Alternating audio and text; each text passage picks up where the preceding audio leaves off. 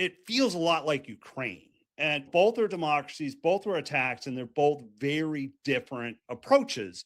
And so when Zelensky was at Mar-a-Lago this week with some peace talks, it was a very different feel. There is progress there, but it really doesn't feel like we're getting there. Ukraine is not just another country, it's a democracy under attack. So I guess the question here is, Matt, what do you make of this? This reminds me of the old math problem. If you keep getting 90% of the way closer to a wall, when do you get there? And the answer is never.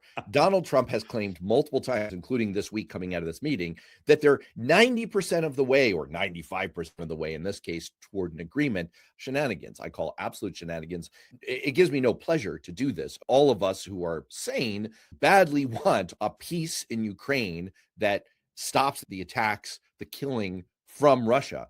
But make no mistake, unlike the situation between Israel and Hamas in Gaza, where there is some legitimate credit to give Donald Trump and his team for the ceasefire there, he had a positive role to play.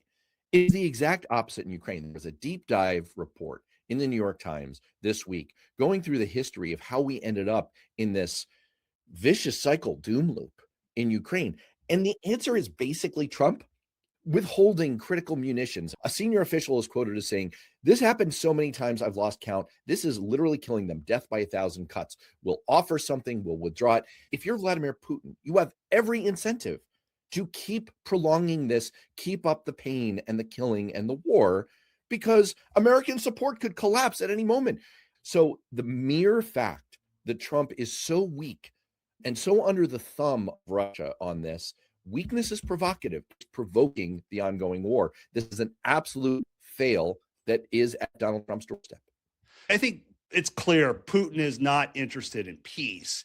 And I think the sad thing here is if America helps pressure a democracy into surrendering to a dictator, we're not making peace. We're teaching the world that freedom is negotiable. As a Republican, as an American, we should all be upset by that.